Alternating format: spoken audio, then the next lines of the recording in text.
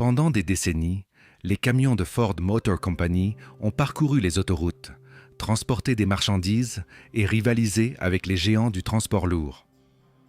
Mais peu de gens savent que tout a commencé avec de simples châssis basés sur le célèbre Ford Model T adapté pour le travail. Comment Ford est-il passé de ces véhicules improvisés à la création de machines capables de rivaliser avec les grands fabricants de camions? Aujourd'hui, nous allons retracer l'histoire surprenante de ces titans de la route. Les premiers pas de Ford dans le transport de marchandises. La relation de Ford avec les véhicules utilitaires lourds a commencé pratiquement en même temps que la naissance de l'entreprise. Au cours des années 1910, son fondateur, Henry Ford, a compris que la production de masse de véhicules pouvait non seulement transformer le transport personnel, mais aussi révolutionner la façon dont les biens et produits étaient déplacés à travers le pays. Les premiers camions de la société n'ont pas été conçus comme des machines spécialisées dès le départ. En réalité, ils ont émergé à partir de plateformes industrielles basées sur le célèbre Ford Model T. Ces châssis de base étaient vendus prêts à être adaptés selon les besoins de l'acheteur. Certains devenaient des véhicules de livraison générale, D'autres des outils pour l'agriculture, et beaucoup plus finissaient par servir dans des tâches municipales.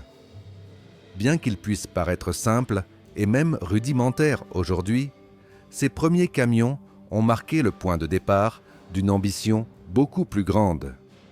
Ils ont été la base qui a éveillé l'intérêt de Ford pour devenir un acteur important dans le monde du transport lourd aux États-Unis. L'expansion industrielle et le passage à des camions plus robustes. Au cours des décennies 1920 et 1930, l'entreprise a commencé à perfectionner ses processus de fabrication. Les châssis sont devenus plus résistants, les capacités de charge ont augmenté et les moteurs ont évolué vers des configurations beaucoup plus puissantes. Tout cela a représenté une transition lente mais constante vers des véhicules capables d'assumer des tâches de plus en plus exigeantes. Curieusement, le grand essor est arrivé après la Seconde Guerre mondiale. Après le conflit, les États-Unis ont connu une période de croissance économique sans précédent. Les villes s'étendaient rapidement, les industries croissaient à grande vitesse et le transport routier est devenu une pièce maîtresse du développement. Face à ce nouveau contexte, Ford a élargi son catalogue au cours des décennies 1940 et 1950 avec la série connue sous le nom de Big Job, intégrée dans la célèbre Ford F-Series. Des modèles comme les F-7 et F-9 ont été conçus pour concurrencer directement des fabricants spécialisés tels que Mack Trucks. Ces véhicules n'étaient plus seulement destinés aux livraisons urbaines. Ils étaient des machines construites pour de longues journées, des charges plus lourdes et des conditions d'utilisation intensives.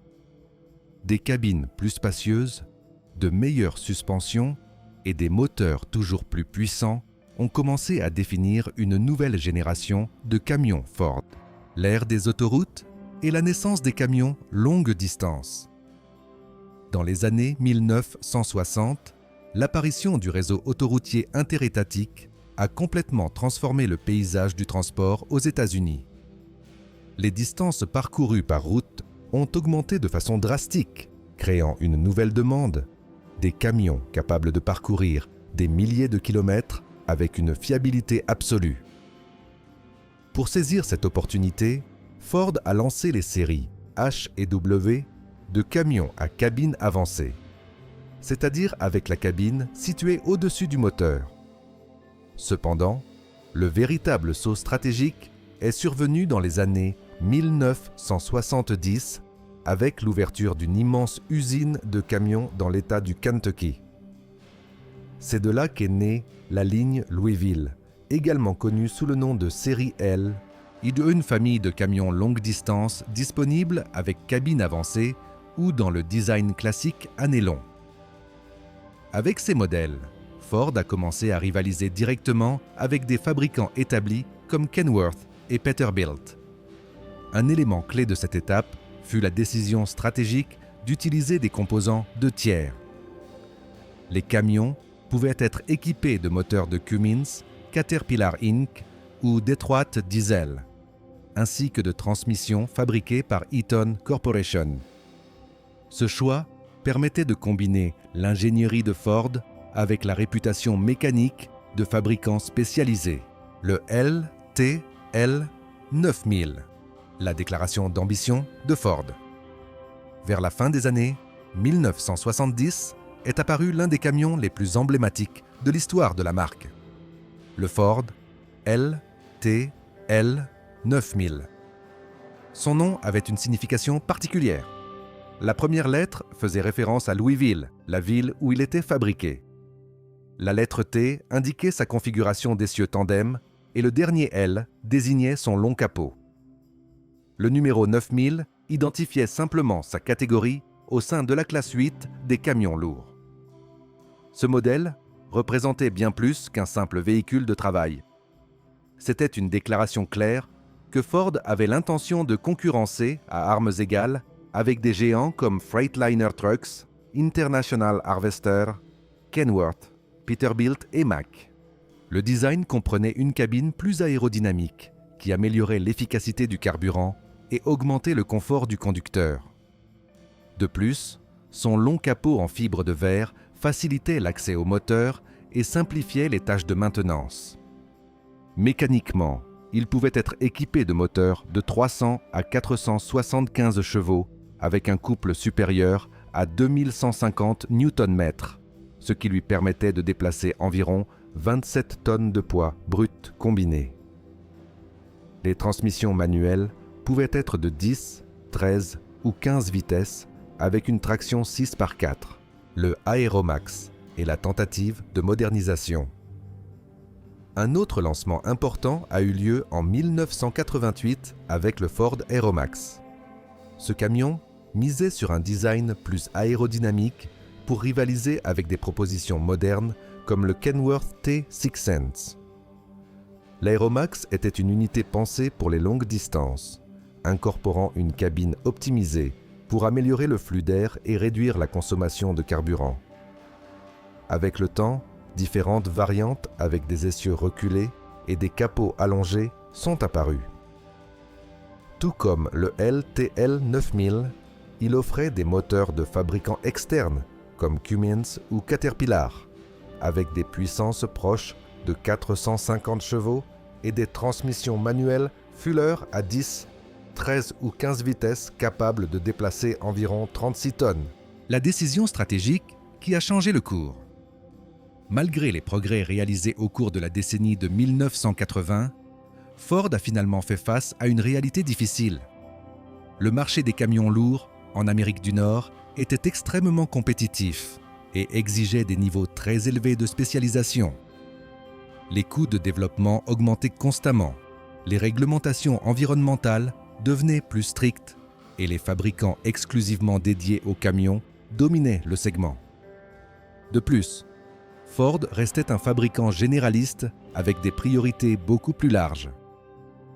Pendant que les camions de classe 8 offraient des marges limitées et nécessitaient de grands investissements, des produits comme les SUV et les pick-up commençaient à générer des bénéfices beaucoup plus attrayants pour l'entreprise.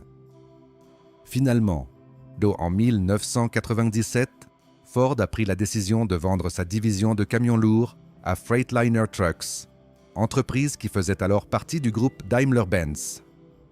De cette opération est née la marque Sterling Trucks, qui a hérité d'une grande partie de l'infrastructure et des designs existants. Avec cette vente, Ford a officiellement quitté le marché nord-américain des camions de classe 8, bien qu'il ait maintenu des divisions de camions en Europe et en Asie, tout en concentrant ses ressources sur les segments les plus rentables.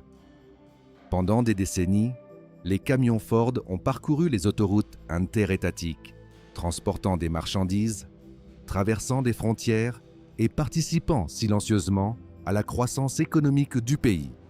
Des modèles comme le LTL 9000 et l'Aeromax ont démontré que la marque avait la capacité technique et la vision pour rivaliser avec les meilleurs.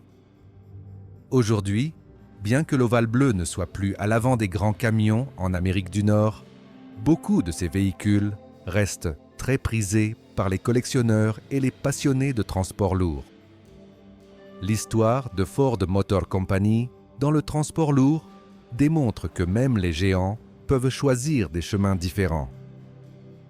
Pendant des décennies, ces camions ont défié les routes aux côtés de marques légendaires. Si ces histoires peu connues du monde automobile t'intéressent, accompagne-moi lors de la prochaine étape, car il reste encore de nombreuses routes et machines incroyables à découvrir.